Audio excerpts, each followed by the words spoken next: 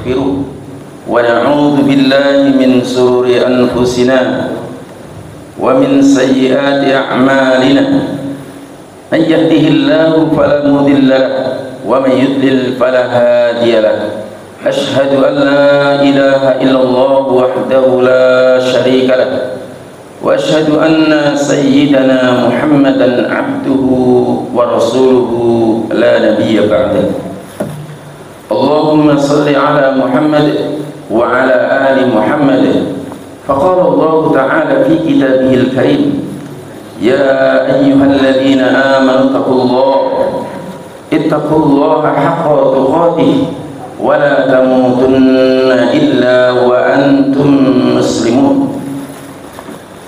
يا أيها الذين آمنوا اتقوا الله وقولوا قولا سديدا يصلح لكم أعمالكم ويغفر لكم ذنوبكم ومن يطع الله ورسوله فقد فاز فوزا عظيما وقال النبي صلى الله عليه وسلم بدأ الإسلام غريبا وسيعود غريبا كما بدأ فطوبى للغرباء وقال أيضا بلغوا عني ولو آية صدق الله العظيم وصدق رسول الله صلى الله عليه وسلم amma ba'd. Jamaah sidang salat subuh Masjid Al-Ikhlas yang insyaallah Allah ridhoi dan Allah berkati. Marilah kita bersama-sama mengawali pertemuan yang mulia ini dengan senantiasa memanjatkan puja puji syukur kehadiratnya atas segala nikmat yang Allah berikan kepada kita, terutama nikmat kehidupan dengan iman, sehat, dan kita bisa hadir sholat subuh dengan berjamaah, dengan harapan tentunya semoga sholat yang baru saja kita tunaikan diterima di sisi Allah Subhanahu wa Ta'ala. Untuk selanjutnya, sholawat dan salam semoga senantiasa tercurahkan kepada junjungan kita Nabi besar Muhammad sallallahu alaihi wasallam, berikut para keluarganya, para sahabat-sahabatnya, dan para pengikut-pengikutnya, dan mudah-mudahan kita semua dihimpunkan di dalamnya. Jamaah sidang sholat subuh yang berbahagia, Ramadan adalah bulan yang kebaikannya sebanyak ucapan orang-orang baik. Ramadan dikatakan bulan mubarak karena memang Rasulullah sallallahu alaihi wasallam bersabda, "Qad ja'akum Ramadan syahrul mubarak." Ramadan memang bulan pengampunan karena memang Allah menjanjikan ampunan di bulan Ramadan, dan singkat kata bahwa berhimpun segala macam kebaikan-kebaikan ada di bulan Ramadan. Oleh karena itu jamaah sekalian, agar kualitas Ramadan kita lebih berbobot, maka kita harus memperbaiki juga kualitas keimanan kita kepada Allah Subhanahu wa Ta'ala. Kenapa? Karena ibadah Ramadan, yakni puasa, sebagai trigger utamanya yang diseru adalah dimensi keimanannya. Ya ayyuhalladzina amanu kutiba alaikumusiyam. Wahai orang-orang yang beriman. Artinya, ketika kualitas keimanan kita baik, maka berbanding lurus dengan kualitas ibadah siang kita. Jika keimanan kita 24 karat, maka kualitas puasa kita juga akan mencerminkan 24 karat. Demikian juga seandainya kualitas kita, keimanan kita 22 karat, maka ibadah puasa kita pun kualitasnya bisa 22 karat. Sampai naudzubillah min dzalik, ada orang yang berpuasa kualitas imannya sekarat, sehingga ibadah puasanya pun menjadi sekarat. Itulah sebabnya Nabi mengatakan, kam min shaimin laisa minhu min siyamihi ilal ju'i wal 'atas. Berapa banyak orang yang berpuasa, dia tidak mendapatkan apa-apa dari puasanya kecuali lapar dan dahaga saja. Waliyadzubillah. Oleh karena jamaah sekalian, maka dalam momentum yang terbatas ini dan singkat ini, kita mencoba membahas satu tema Ramadan menghadirkan kekuatan iman dan kepedulian sosial. Dan saya lebih senang memilih berdiri karena memang saya juga ngantuk kalau duduk. Bangun malam, habis sahur, perutnya kenceng, matanya kendor. Ditambah lagi ruangannya ber-AC.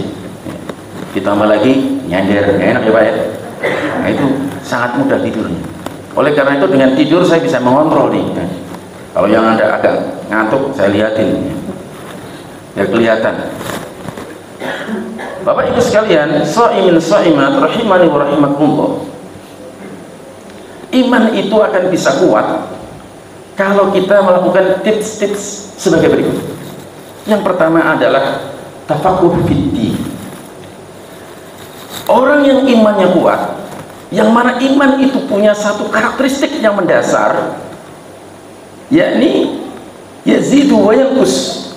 Iman manusia, kita semua bisa naik, bisa turun.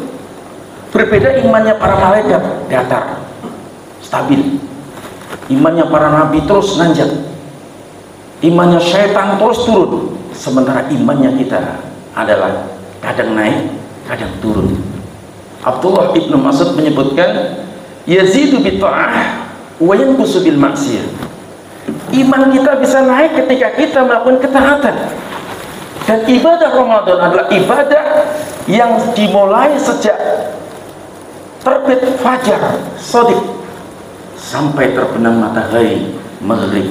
Ibadah ketaatan yang sangat panjang, sehingga sangat wajar kalau di bulan Ramadan itu iman kita naik. Apalagi memang janji Rasulullah SAW, wa tahullu fihi syayatin. Setan-setan diborgol. Sering saya katakan di dalam syarahnya, yang diborgol adalah para leader-leadernya, tapi para operatornya masih, sehingga wajar kalau kita dapati juga banyak orang-orang yang maksiat di bulan Ramadan karena kualitasnya tadi. Jadi yang pertama, Bapak Ibu sekalian, shaimin shaimat adalah tafaqquh fiddin, mendalami ilmu agama, karena ini adalah sesuatu yang sangat penting. Kenapa? Orang yang memiliki keimanan naik dengan ketaatan tadi, tanpa iman, tanpa ilmu, maka dia bisa ngawur.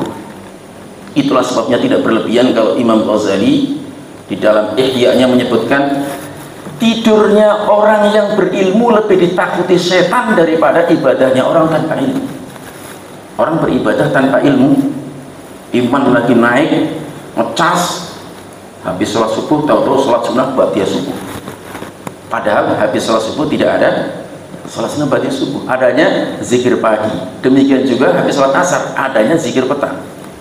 Itulah sebabnya maka Nabi memberikan satu keutamaan dalam hadisnya, man salaka tariqan yaltamisu fihi ilman sahalahu Allahu lahu bihi tariqan ilal jannah. Siapa yang berjalan menuntut ilmu dalam rangka untuk tafaqquh fiddin, maka Allah mudahkan jalannya menuju surga. Dan insya Allah mudah-mudahan kita semua termasuk calon-calon penghuni surga. Amin ya rabbal alamin. Jadi luar biasa. Sampai-sampai di dalam hadis yang lain, hadis tadi riwayat Imam Bukhari Muslim, Nabi memberikan keutamaan yang luar biasa. Wa inna fadlal alim 'alal 'abid. Sesungguhnya keutamaan orang-orang yang berilmu dibanding ahli ibadah, kafadlil qamari lailatal badr, seperti keutamaan bulan purnama ala sairil kawakib, dibanding dengan bintang-bintang di langit di tengah malam. Bagaimana cahayanya bintang itu gelap-gelip kecil, tapi bulan purnama ya, sejak beberapa hari yang lalu terangnya luar biasa. Itulah keutamaannya. Kenapa dia demikian? Karena wa innal ulama'a warasatul anbiya. Karena para ulama, para penuntut ilmu, orang-orang yang tafaqquh fiddin tadi adalah dia pewaris para nabi. Wa innal anbiya'a lam yuwarisu dinaran wala dirhaman warasul ilma faman akhadahu akhadha biwadin akhadhu bihadin wafirin. Dan siapa yang kemudian dia mewarisi para nabi tidak mewarisi dinar. Dinar itu simbol harta yang paling tinggi. Kalau kita lihat tanah berhektar-hektar, tapi orang punya dinar satu tas, itu cukup bisa mengcover dia, bisa membayar dia. Dan juga dirham, tetapi para ulama itu mewarisi ilmu. Maka siapa yang mewarisinya, dia sungguh telah mengambil jatah bagian yang besar. Oleh karena itu jamaah sekalian, kita mendengar, kita menyaksikan, kita membaca dalam Al-Quran, para nabi berdoa di dalam surat Toha, Rabbi zidni ilman, ya Allah tambahilah aku ilmu. Para nabi yang sudah berilmu. Bahkan kita memecah keheningan pagi, mengawali aktivitas kita juga dengan doa, Allahumma inni as'aluka ilman nafi'an wa rizqan tayyiban wa amalan mutaqabbalan. Itu artinya ilmu memiliki peranan yang sangat penting. Oleh karenanya jamaah sekalian, jika kita ingin kuat keimanan kita, tafakuh fitin adalah satu keniscayaan yang tak terbantahkan. Mahul ilmu, apa itu ilmu? Ibnu Qayyim mengatakan, maqala Allah wa qala Rasul. Hari ini jamaah sekalian, kadang-kadang di tengah-tengah kaum muslimin dengan suasana yang sangat berbeda dengan zaman keemasan Islam. Hari ini kadang-kadang di setiap rumah-rumah tangga muslim kurang begitu mementingkan tentang ilmu syariah ini. Padahal ilmu ini yang sangat penting, ilmu ini yang bisa menjaga kita, dan ilmu inilah yang nanti akan mendapatkan kehormatan. Bahkan duduk-duduk saja di tempat ini, Allah Subhanahu wa ta'ala menjanjikan, inni qad ghafartu lahum, sungguh aku telah mengampuni mereka semuanya. Maka ketika salah satu malaikat berkata, wa qala al malaku minal malaikati fihim fulanun laisa minhum, ya Allah di dalamnya ada si fulan yang bukan untuk mengaji, dia datang karena punya hajat sendiri. Tetapi Allah Subhanahu wa ta'ala tetap berfirman, hum julasa la yashqa bihim jalisuhum, dia termasuk anggota majelis itu dan dia tidak akan pernah kecewa, tidak akan menyesal selama mereka bersama majelis ini. Oleh karena itu jamaah sekalian, hakikatnya kita walaupun seperti ini, kita sedang berada di taman-taman surga yang Allah Subhanahu wa ta'ala. Ini yang pertama adalah tafakuh fiddin. Maka alhamdulillah, kalau kita sudah sekian lama bertafakuh fiddin, maka mungkin kita bisa membaca nanti satu kisah bagaimana seorang ulama yang sangat terkenal, yakni Syaqiq al-Balkhi, yang tinggal di Basrah, yang setiap kali dia pergi, dia akan diikuti oleh para penuntut ilmu tidak kurang dari 300 orang. Itu disebutkan dalam kitab Mukhtasar Minhajul Qasidin yang ditulis oleh Ibnu Qudamah al-Maqdisi, bahwa selama beliau diikuti oleh murid-muridnya itu ada murid yang menonjol, yaitu seorang yang bernama Hatim al-Aqsam, di mana beliau selama 33 menuntut ilmu itu ternyata disimpulkan hanya mendapatkan 8. Nanti silakan bisa dibaca. Kalau sekarang gampang ya, nggak usah nyari kitabnya, cukup ketik Google ya. Jadi bagaimana perjalanan Hatim al-Aqsam menuntut ilmu dengan Syaqiq al-Balkhi selama 33 tahun, dia hanya mendapatkan 8, dan itu ringkasan luar biasa. Sampai akhirnya Syaqiq al-Balkhi mengatakan, sesungguhnya apa yang terdapat dalam Taurat, dalam Zabur, dalam Injil, dalam Al-Quran sudah diringkas oleh pemahaman Hatim al-Aqsam. Itu yang pertama. Kemudian yang kedua jamaah sekalian, bahwa sarana untuk taqwiyatul iman, menguatkan imaniyah kita adalah dengan tadabbur Quran. Allah Subhanahu wa ta'ala dengan hikmah ilmunya yang maha tinggi menjadikan Ramadan sebagai bulan Quran. Syahrul Ramadan alladzi unzila fihi al-Quran hudan lin-nasi wa bayyinatin minal huda wal furqan.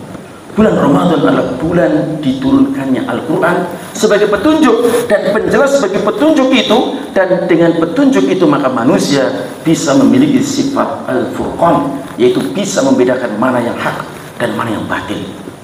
Ketika manusia sebagian besar ini telah meninggalkan Al-Quran, atau Nabi mengeluhkan di dalam surat Al-Furqan ayat yang ke-30, wa qala ar-rasul inna qaumi ittakhadhu hadzal qur'ana mahjur. Berkata Rasul, ya Allah, ya Rabbi, sesungguhnya umatku menjadikan Al-Quran sesuatu yang ditinggalkan. Maka Allah hadirkan Ramadan. Ramadan itu adalah bulan Quran, dan ketika kita membaca Al-Quran, mentadabburi Al-Quran, iman kita akan cepat naik. Sungguh satu pahala yang luar biasa di bulan Ramadan ketika kita mengkhatamkan Al-Quran. Maka Allah menghimpun satu perniagaan satu jual beli, satu aktivitas yang disebut dengan tijaratan lan tabur di dalam surat Al-Fatir. Innal ladzina yatluna kitaballah wa aqamus salata wa anfaqu mimma razaqnahum sirran wa alaniyatan yarjuna tijaratan lan tabur. Sesungguhnya orang-orang yang terus-menerus tala yatlu, membaca mentadaburi Al-Qur'an, kemudian mereka mendirikan sholat dan mereka menginfakkan sebagian rezeki yang Allah berikan kepadanya, maka Allah mensifati mereka tijaratan lan tabur. Mereka melakukan satu aktivitas yang tidak pernah rugi. Bayangkan jamaah sekalian, ketika Nabi mensifati kita setiap hari, kul nas yaghdu fa bai'un nafsahu fa mu'tikuha aw mubikuha. Setiap manusia di waktu pagi berangkat menjual dirinya dalam rangka membebaskan dirinya dari api neraka atau terjun bebas ke dalam api neraka. Maka orang yang melakukan tiga hal ini, sungguh dia merupakan orang-orang yang melakukan perniagaan yang tidak pernah rugi. Ada di antara mereka yang yatluna kitaballah, seperti Tamim Ad-Dari, seperti ulama-ulama yang lain. Mereka membaca Al-Quran siang malam, ana al-lail wa ana an-nahar. Kemudian ada lagi yang mereka senangnya sholat, seperti Abdullah bin Zubair, sholat malamnya luar biasa. Dan ada lagi yang mereka infaknya luar biasa, seperti Abdurrahman bin Auf. Tapi yang menarik jamaah sekalian, Al-Quran yang didefinisikan oleh Syekh Jabir Al-Jazairi di dalam kitabnya Kalamullahil mu'jizu wal munazalu ala qalbin Muhammadin sallallahu alaihi wasallam bitawaturi wa ta'abbadu bitilawatihi. Al-Quran adalah firman Allah, mukjizat. Yang menarik yang kita garis bawahi, mukjizat. Bahwa orang yang memadukan tadi tiga hal tadi, dia mendapatkan perniagaan yang tidak pernah rugi. Masa ingatkah kita sosok Sayyidina Utsman bin Affan?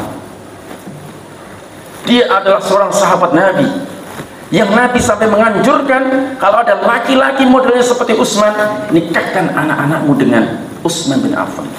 Nabi punya anak dua, Ummi Kulsum dan Ruqayyah, dinikahkan dengan Utsman bin Affan. Sampai Nabi mengatakan, seandainya saya masih punya anak perempuan, saya nikahkan lagi dengan Utsman. Kenapa?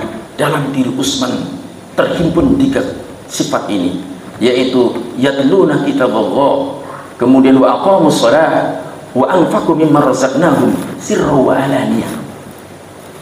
Maka Utsman bin Affan itu dikenal tilawahnya sangat-sangat kuat, sampai kalau suatu saat kita diizinkan, kita akan melihat bagaimana Mus'ab Utsman yang dibaca oleh Sayyidina Utsman itu berlumuran darah karena beliau mati ketika sedang membaca Al-Quran. Ancaman datang tikaman dari mana-mana, tapi beliau sedang mengalami kekhusyuan, interaksi yang tingkat tinggi. Maka beliau tidak ingin menggubris mereka orang-orang Khawarij, sehingga mereka menikam Utsman. Utsman sedang membaca Al-Quran. Utsman adalah orang yang setiap malam, bukan setiap malam, sering banyak malam, sebagai seorang khalifah, selesai sholat isya, kekayaannya luar biasa, aktivitasnya banyak, dia sholat witir, dibuka dengan Al-Fatihah, dia buka Al-Baqarah, selesai sampai An-Nas, baru dia salam. Itu satu malam. Allah memberikan keberkahan kepada Utsman bin Affan.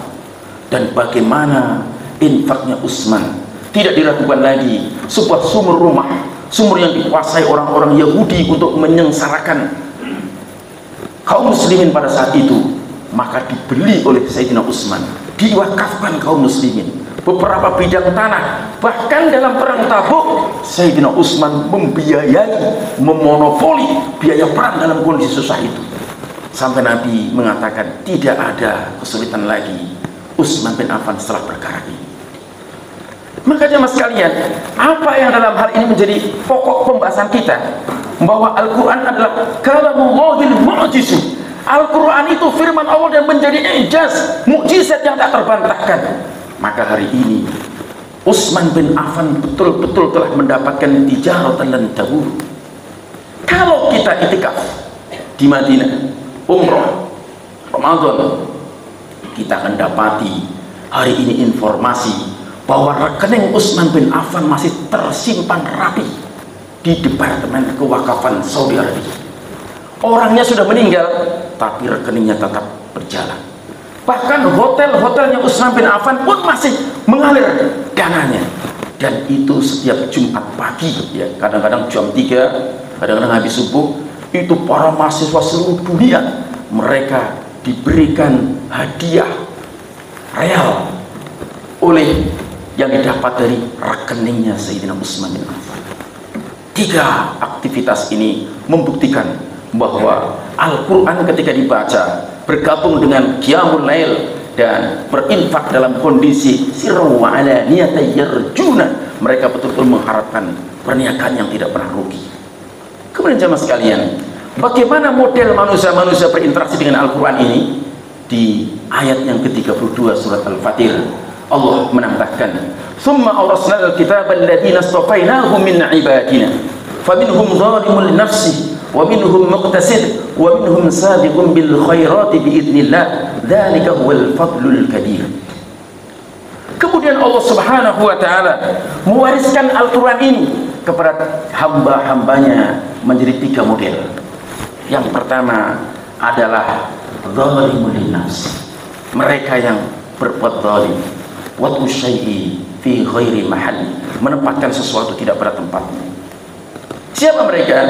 Ibnu Katsir di dalam tafsir Quranul Azim disebutkan, orang-orang zalimun linnafsi adalah ketika mereka mendapatkan Al-Quran, mereka mengerjakan perintah-perintah Allah, yaitu kewajiban, tapi sedikit pun mereka tidak pernah melaksanakan kegiatan yang sunnah. Mereka cukup sholat fardu, tidak pernah sholat sunnah rawatib. Mereka cukup puasa Ramadan, mereka tidak pernah puasa sunnah Senin Kamis atau bahkan Daud. Akan tetapi mereka masih terbiasa melakukan perkara-perkara yang haram. Orang seperti ini jamaah sekalian adalah mereka betul-betul nanti di akhirat mendapatkan kegalauan, menunggu.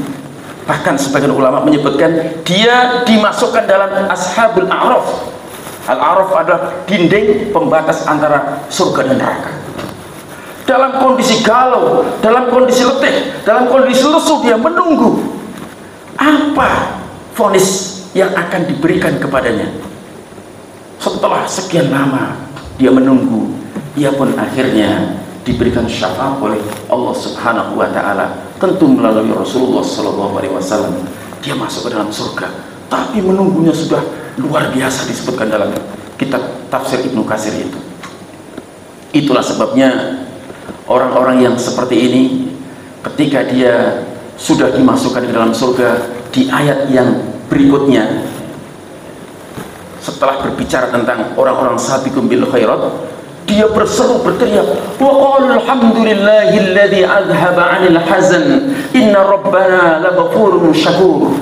Segala puji bagi Allah Subhanahu wa taala yang telah menghilangkan saya dari kegalauan, kegelisahan, kegundahan yang luar biasa, dan sungguh Tuhan kami, Rabb kami itu Maha Pengampun lagi Maha berterima kasih.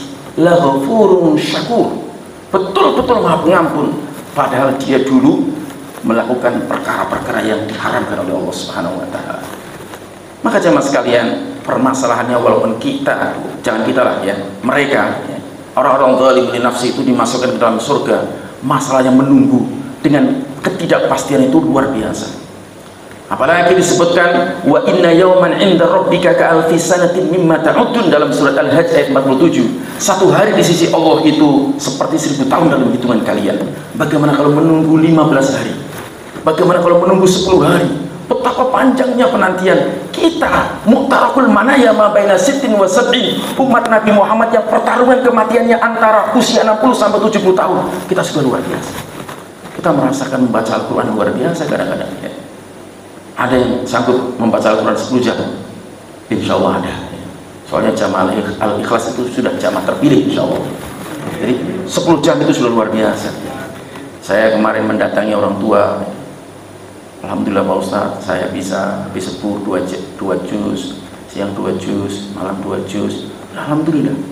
Jadi 10 hari sudah khatam 2 kali, alhamdulillah. Ini sudah luar biasa, dan ini mesti harus kita tingkatkan. Maka jamaah sekalian, kemudian golongan yang kedua adalah golongan iktisad muqtasid, golongan pertengahan atau ekonomis hitung-hitungan. Dia melaksanakan yang wajib, sholat. Dia melaksanakan puasa wajib. Dia melaksanakan zakat yang wajib. Dia tidak mengerjakan yang sunnah-sunnah, tapi dia sudah tinggalkan perkara-perkara yang haram. Namun sekali-sekali masih melakukan perbuatan yang makruh. Jadi ada kaum muslimin yang masih senang makruh. Pak, rokok makruh nggak apa-apa. Sebagian berpendapat makruh, sebagian ada yang berpendapat haram. Atau makan jengkol atau makan apa ya? Atau mau ke masjid makan bawang dan seterusnya, menyakiti para malaikat. Nah, orang seperti ini adalah orang yang dihisab dengan hisaban yasir, kata Ibnu Katsir. Dia akan dimasukkan ke dalam surga karena mendapatkan syafaat pertolongan kemudahannya. Inilah yang disebutkan di dalam hadis Arba'un Nawawi, hadis yang nomor kedua ya. Ketika seseorang datang, sa'ala rajulan ila Rasulillah sallallahu alaihi wasallam. Seseorang ini bertanya kepada Rasulullah sallallahu alaihi wasallam. Faqala ya Rasulullah, ara'aita idza sallaitu maktuban wa sumtu Ramadan wa ahlaltu halala wa haramtu harama wa lam ansid dhalika syai'an a'adkhulul jannah? Qala na'am. Rawahu Muslim.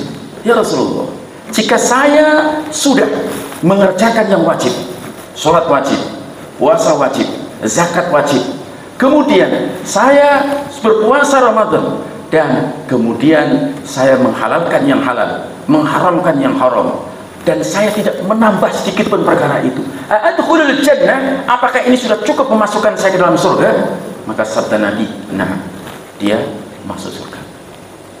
Jadi ini kelompok muktasib. Dan kelompok yang paling luar biasa adalah sabiqum bil khairat, mereka yang bersegera dengan kebaikan-kebaikan.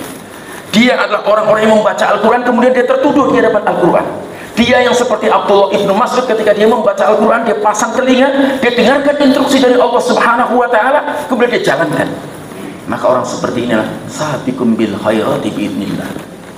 Yadkhuluna al-jannah, jannatu adni yadkhulunaha yuhallawna fiha min asawir min dhahabin wa lu'lu'a wa libasuhum fiha harir. Orang seperti ini adalah orang-orang yang dimasukkan ke dalam surganya Allah Subhanahu wa ta'ala, dipakaikan kepada dia perhiasan emas, gelang-gelang emas, dan baju dari sutra.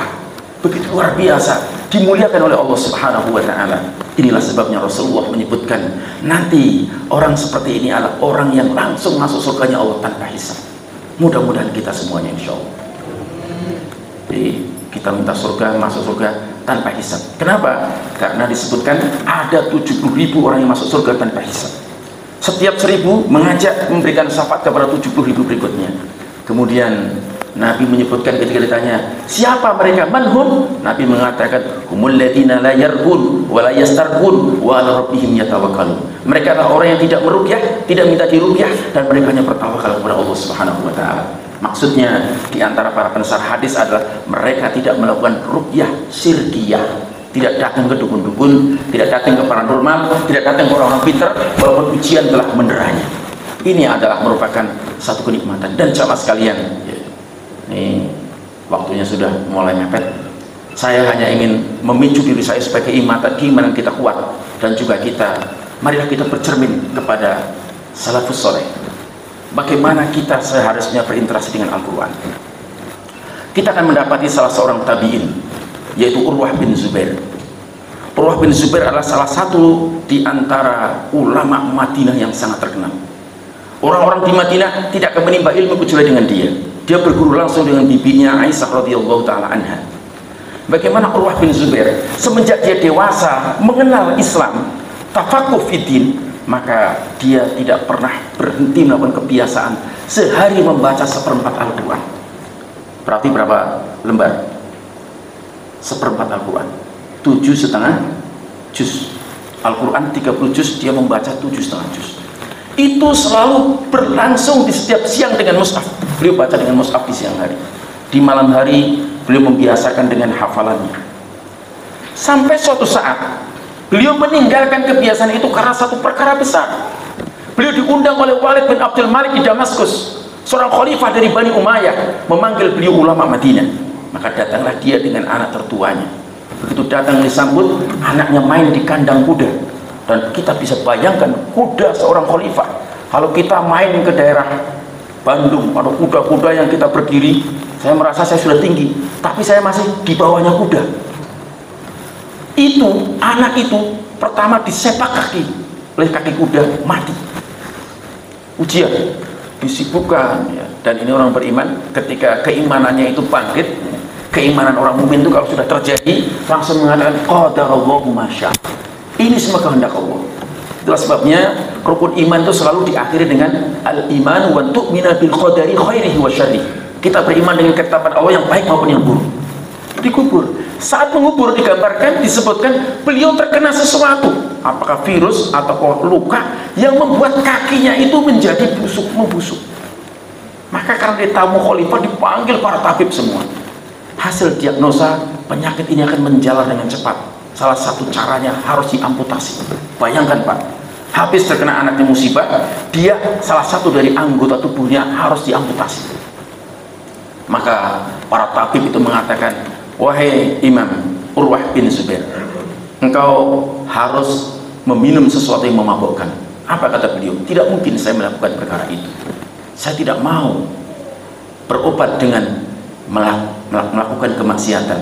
Kalau begitu Anda harus dibius. Tidak mungkin. Saya akan melepas salah satu anggota tubuhku yang selalu aku pergunakan untuk mentaati Allah sementara aku dalam kondisi tidak sadar.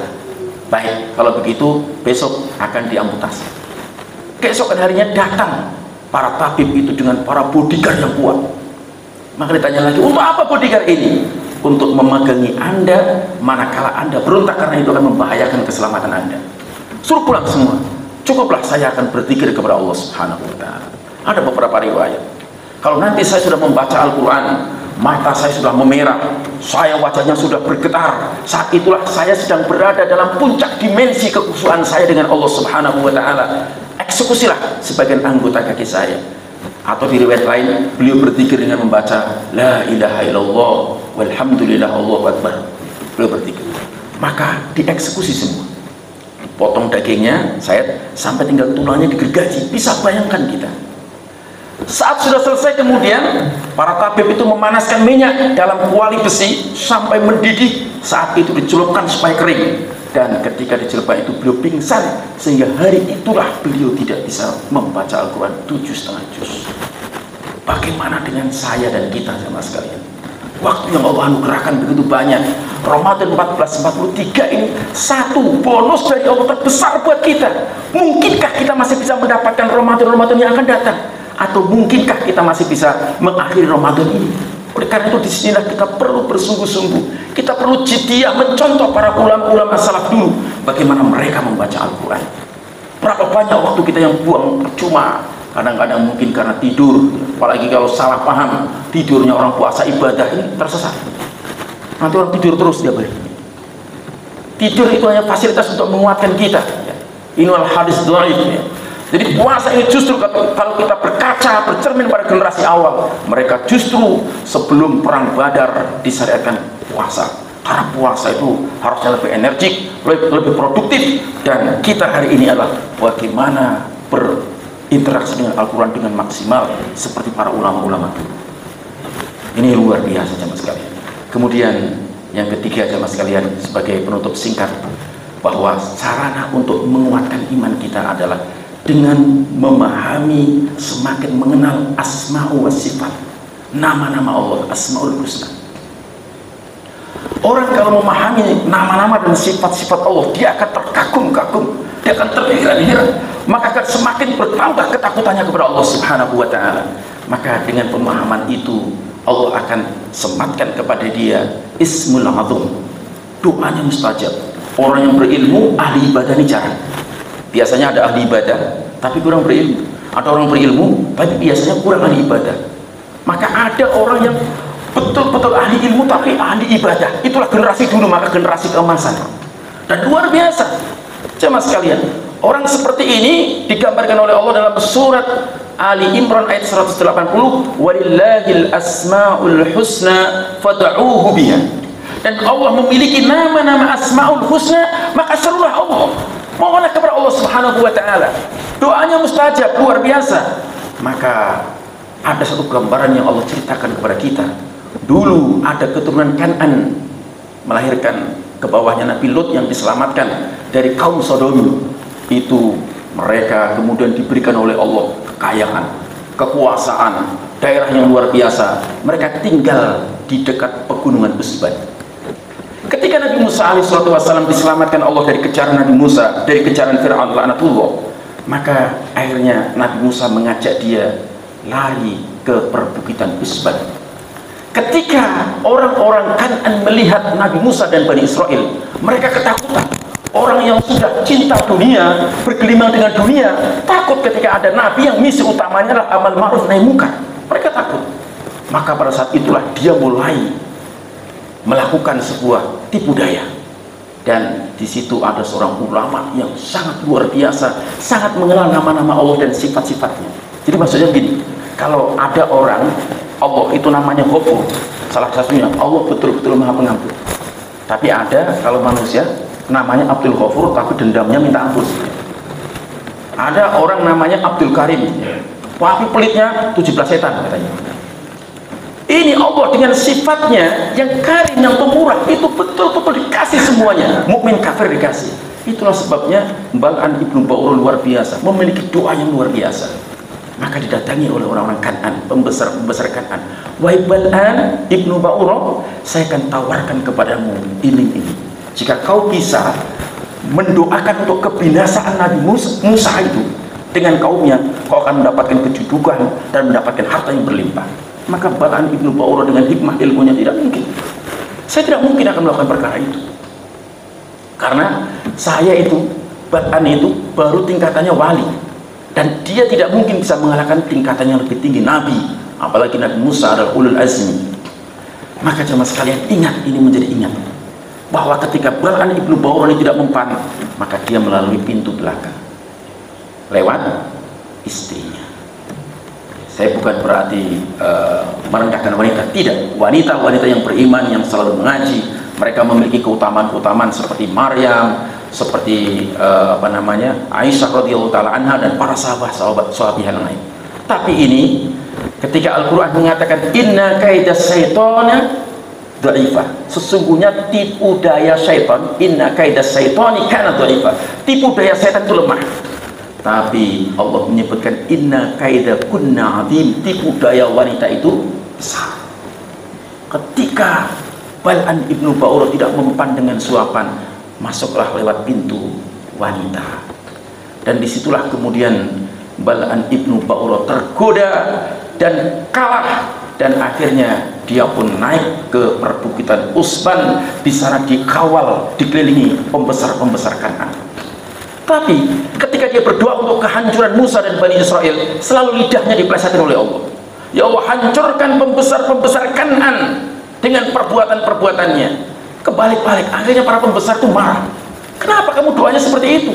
Bukankah kami yang membayar, akan menjamin, menjadikan seperti ini, seperti itu? Maka karena doanya kepleset-pleset itulah, disinilah akhirnya Allah membuka, melecehkan, menginsilah jabatan sebagai kebesaran ulama menjadi manusia biasa.